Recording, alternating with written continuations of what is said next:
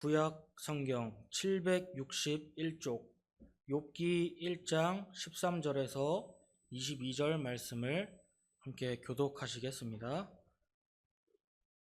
하루는 욥의 자녀들이 그 맏아들의 집에서 음식을 먹으며 포도주를 마실 때에 욥에게 와서 아뢰되 소는 밭을 갈고 나귀는 그 곁에서 풀을 먹는데 스밧 사람이 갑자기 이르러 그것들을 빼앗고 칼로 종들을 죽였나이다. 나만 홀로 피하였으므로 주인께 아뢰러 왔나이다. 그가 아직 말하는 동안에 한 사람이 와서 아뢰되 하나님의 불이 떨어져서 은과 종들을 살라 버렸나이다. 나만 홀로 피하였으므로 주인께 아뢰러 왔나이다. 그가 아직 말하는 동안에 또 한 사람이 와서 아뢰되 갈대아 사람이 새 무리를 지어 갑자기 낙타에게 달려들어 그것을 빼앗으며 칼로 종들을 죽였나이다. 나만 홀로 피하였으므로 주인께 아뢰러 왔나이다. 그가 아직 말하는 동안에 또 한 사람이 와서 아뢰되 주인의 자녀들이 그들의 맏형 집에서 음식을 먹으며 포도주를 마시는데 거친 들에서 큰 바람이 와서 집 내 모퉁이를 치매 그 청년들 위에 무너짐으로 그들이 죽었나이다. 나만 홀로 피하였으므로 주인께 아뢰러 왔나이다 한지라. 욥이 일어나 겉옷을 찢고 머리털을 밀고 땅에 엎드려 예배하며 이르되 내가 모태에서 알몸으로 나아싸운즉 또한 알몸이 그리로 돌아가올지라. 주시니도 여호와시오 거두시니도 여호와시오니 여호와의 이름이 찬송을 받으실지니이다 하고 이 모든 일에 욥이 범죄하지 아니하고 하나님을 향하여 원망하지 아니하니라. 아멘. 할렐루야. 오늘도 성전에서 또 온라인에서 예배 자리로 나오신 모든 성도님들을 환영하고 축복합니다. 우리 함께 인사하겠습니다. 환영합니다. 축복합니다. 한 번 더 인사하겠습니다. 다 잘 될 겁니다. 하나님이 함께 하실 줄 믿습니다. 네, 성도 여러분, 우리가 신앙생활을 하다 보면 우리는 어느 순간에 이런 질문 앞에 설 때가 있습니다. 하나님 왜입니까? 왜 하필 접니까? 왜 이런 일이 그냥 일어나게 두십니까? 이러한 질문이 생길 때가 있습니다. 그런데 이러한 질문은 믿음이 없어서 생기는 질문이 아닙니다. 오히려 하나님을 정말로 진짜로 믿기 때문에 나오는 질문이라 할 수 있습니다. 왜냐하면 하나님이 정말 계시지 않다고 생각한다면 굳이 이런 질문을 묻지 않을 것이기 때문입니다. 그런데 세상 사람들은 이런 일이 생길 때 그냥 운이 없었다라고 말하기도 하고 세상이 원래 그런 것이다 라고 말하기도 합니다. 그럼에도 하나님을 믿는 우리는 묻습니다. 왜냐하면 우리는 사람이 분명 살아계신 분이라고 믿기 때문입니다. 또한 이런 질문합니다. 하나님은 선하시다면서요. 하나님은 전지전능하시다면서요. 그런데 왜 이런 고통은 막지 않으십니까? 이러한 질문을 우리가 신학적으로 부르는 이름이 있습니다. 그것을 바로 신정론이라고 이야기합니다. 이 신정론은 아주 매우 어려운 학문처럼 들리곤 합니다만 사실은 아주 간단한 단순한 질문에서 출발하는데요. 선하신 하나님이 계신데 왜 이 세상에는 악과 고통이 존재합니까? 이 질문은 책상 앞에서 그저 생기는 질문이 아닙니다. 병실 앞에서 생기기도 하고 장례식장에서 생기고 무너지고 실패한 인생 앞에서 생기는 질문입니다. 그리고 하나님은 성경에서 이 질문을 가장 정직하게 다루는 책을 우리에게 주셨습니다. 그것이 바로 우리가 읽은 욥기입니다. 욥기는 아주 독특한 책인데요. 위로하려고 쓰인 책도 아니고 성공하는 신앙의 비법을 모아둔 책도 아닙니다. 욥기는 우리를 불편하게 만드는 책입니다. 왜냐하면 욥기는 우리가 하나님에게 대해 쉽게 생각했던 그러한 것들을 하나씩 깨트리기 때문입니다. 욥기는 이렇게 시작합니다. 욥기 1장 1절을 제가 읽겠습니다. 우스 땅에 욥이라 불리는 사람이 있었는데 그 사람은 온전하고 정직하여 하나님을 경외하며 악에서 떠난 자더라. 아멘. 이 말씀은 굉장히 중요한데요. 욥이 고난을 당하기 전에 성경은 하나님의 말씀은 먼저 그의 인생을 평가하고 있습니다.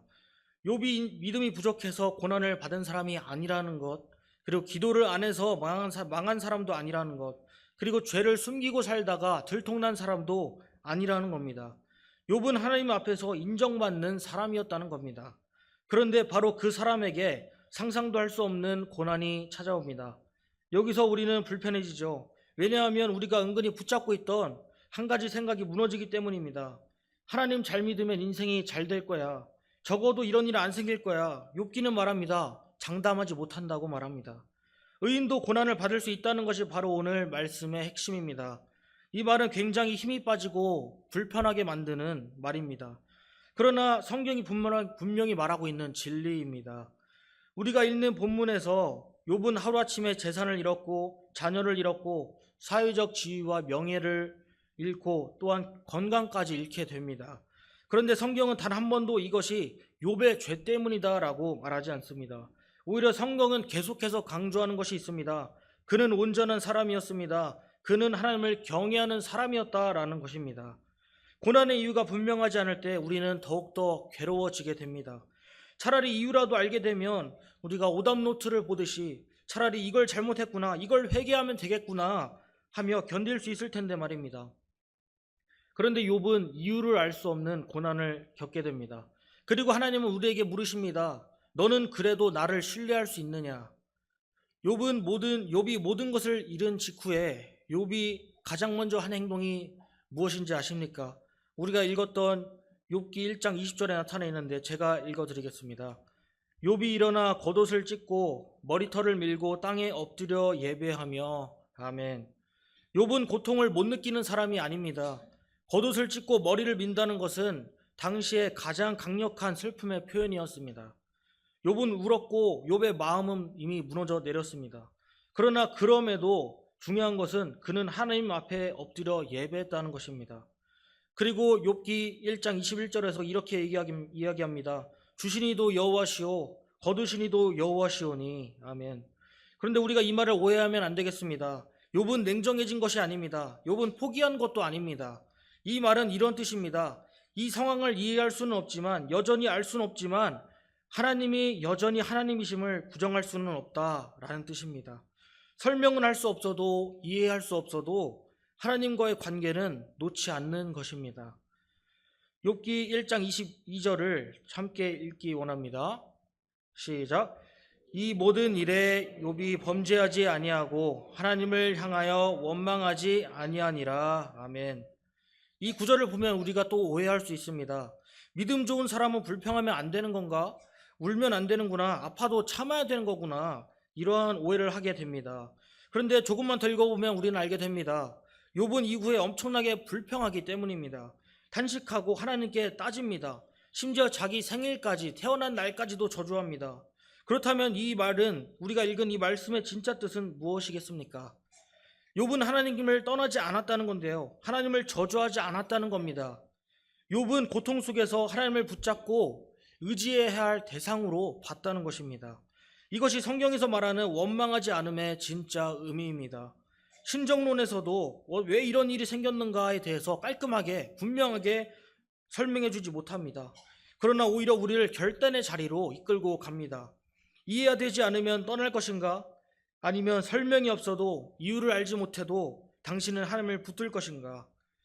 하나님은 오늘날 우리에게 완벽한 답을 얻지 못했지만 하나님을 붙잡았던 욥을 보게 하시는 줄 믿습니다.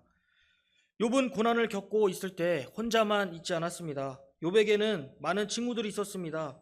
처음에 이 친구들은 굉장히 엄청나게 좋은 친구들로 보입니다. 성경을 보면 욥기 2장 12절 13절을 보면 그들이 욥을 보고 막 소리지르어 울기도 하고 또 그와 밤낮 7일 동안 땅에 앉아 함께 하기도 합니다. 이 장면을 보면 이 친구들이 정말 인생을 함께할 인생 친구라는 그러한 생각이 드는데요. 그런데 문제는 이 친구들이 입을 열면서부터 시작이 됩니다. 이 친구들은 욥을 위로하는 것에서 멈추지 않고 오히려 욥을 이해시키려고 듭니다. 먼저 엘리바스가 먼저 이야기합니다. 욥기 4장 7절에서 죄 없이 망한 자가 누구이며 정직한 자 중에 끊어진 자가 누구이냐. 이어서 빌닷도 이야기합니다. 욥기 8장 6절에 네가 만일 청결하고 정직하면 하나님이 너를 돌보실 거야 라고 이야기합니다. 이들의 논리는 아주 단순합니다. 하나님은 공의로우신 분이시니 네가 겪는 고난은 분명 너의 죄 때문이다 라고 이야기하는 것입니다. 과연 여러분 이 욥에게 지금 이 욥의 상황에 과연 이 말이 얼마나 중요할까요? 얼마나 위로가 될까요? 고통당하는 사람 앞에서 이 이유를 설명하는 것이 항상 도움만 되지 않는 것처럼 말입니다. 욥의 친구들은 하나님을 변호하려고 들었지만 과연 하나님은 다른 영혼을 상처 입히는 이 변호를 과연 기뻐하실까요? 욥기 3장에서는 자신의 생일을 저주할 정도로 욥은 고통스러워하는 부분이 나타나 있습니다. 이 장면은 사실 너무나 충격적입니다. 믿음의 사람이라고 하던 욥이 자신의 태어남, 자신의 생일을 저주하고 있는 것입니다. 하지만 하나님은 이 장면이 믿음의 사람 욥의 이 치부가 오히려 숨겨지지 않게 하셨습니다. 오히려 오늘날 우리에게 밝히 드러나 나타나 보이게 하십니다. 왜냐하면 이것은 믿음의 실패가 아니라 믿음의 깊이에서 나오는 정직한 반응이기 때문입니다. 욥은 하나님께 이렇게 이야기합니다. 어찌하여 주께서 나를 관역으로 삼으셨나이까? 내가 하나님께 변론하려고 하노라 라고 이야기합니다. 어쩌면 우리는 욥이 참 무례하다라는 생각이 들 수 있습니다. 그러나 중요한 것은 욥이 하나님을 떠나지 않았고 오히려 하나님 앞에 나와서 솔직한 마음을 토로했다는 점입니다. 우리 성도 여러분, 우리는 하나님 앞에서 정말로 얼마나 정직한 반응을 하고 계십니까? 하나님의 뜻이 과연 내 생각과 다를 때에도 정말로 나의 솔직한 마음을 고백하고 결국에는 그럼에도 아멘 할 수 있는 저와 여러분이 되기를 축원드립니다. 38장에 보면 욥기 38장에 보면 드디어 하나님께서 욥에게 말씀하고 계십니다. 그런데 하나님은 단 한 번도 이유를 설명하지 않으시고 오히려 질문을 던지십니다. 내가 땅에 기초를 놓을 때 네가 어디 있었느냐라는 질문을 던지십니다. 우리 여러분, 이유를 설명한다고 과연 우리의 교통이 사라질까요? 아닐 겁니다. 하나님은 100마디, 1000마디의 설명보다 말보다 고통 속에서도 신뢰할 수 있는 자기 자신을 보여주셨습니다. 이것이 바로 욥기의 결론이고 신정론의 결론입니다. 욥은 더 이상 질문을 이어가지 않습니다. 왜냐하면 그는 수만 가지의 고민이 하나님을 만난 것으로 채워졌기 때문입니다. 욥기 42장 5절을 우리가 함께 읽겠습니다. 내가 주께 대하여 귀로만 듣기만 하였사오나 이제는 눈으로 주를 배웁나이다. 아멘. 이 고백은 정말로 중요합니다. 욥은 이제 다 이해했습니다. 이제 이유를 너무나 잘 알겠습니다 라고 이야기하지 않습니다. 오히려 이렇게 이야기합니다. 이제야 내가 주를 보았습니다 라고 이야기합니다. 욥이 그토록 바랬던 그 대답은 이해가 아니라 바로 하나님과의 만남이었던 것입니다. 성도 여러분, 우리도 신앙생활을 하면서 귀로만 듣던 하나님을 너무나 잘 알고 계실 겁니다. 설교로 듣고 또 성경 공부로도 배우고 신학적으로도 잘 설명된 하나님을 알고 있을 겁니다. 그런데 고난은 우리를 그 자리에서 끌어내립니다. 그리고 고난은 우리에게 묻습니다. 그 하나님을 네가 정말로 배우고 귀로만 들었던 그 하나님을 정말로 신뢰할 수 있느냐? 그 어떠한 설명 없이도 너는 정말로 붙들 수 있느냐라고 우리에게 묻습니다. 욥은 고난을 통해 하나님을 개념으로만 알던 그 자리에서 정말로 하나님과 1:1 관계를 맺는 자리로 옮겨집니다. 이것이 바로 고난이 할 수 있는 가장 놀라운 일입니다. 하나님은 욥에게 또한 왜 그러했냐고 묻지 않으십니다. 오히려 하나님은 욥의 친구들을 책망하십니다. 욥기 41장 7절을 보면 너희가 나를 가리켜 말한 것이 내 종 욥의 말같이 옳지 못하니라 라고 이야기합니다. 하나님은 자기 앞에서 울부짖는 그러한 질문을 허락하시지만 고통받는 사람을 눌러버리는 그러한 설명은 허락하지 않으시는 것입니다. 또한 우리는 신정론의 신학의 한계를 인정해야 할 것입니다. 신정론이라는 이 신학은 우리에게 정말 중요한 질문을 던지고 있습니다. 모든 답을 주지는 않습니다. 왜냐하면 하나님은 설명의 대상이 아니라 신뢰의 대상이기 때문입니다. 하나님은 계속해서 우리에게 말씀하십니다. 네가 모든 것을 알 수는 없지만 네가 그럼에도 아멘 하겠느냐라고 물으십니다. 여러분, 욥기에서 멈추면 우리가 신정론의 신학은 여전히 너무나 어렵습니다. 그런데 성경은 욥기에서 끝나지 않는다는 것입니다. 하나님은 고통을 멀리서 설명하시는 분이 아니라 직접 고통 한가운데로 들어오신 분이십니다. 예수님은 십자가 위에서 이렇게 외치십니다.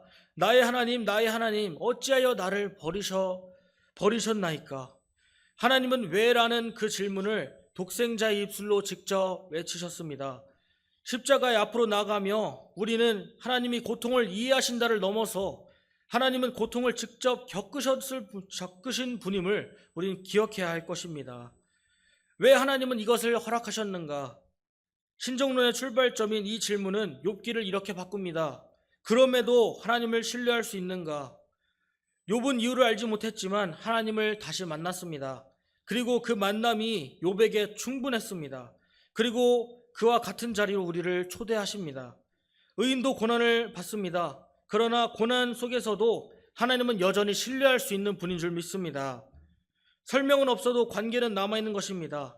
하나님은 지금 우리에게 말씀하십니다. 네가 다 이해하지 못할지라도 그럼에도 너는 나를 신뢰할 수 있느냐?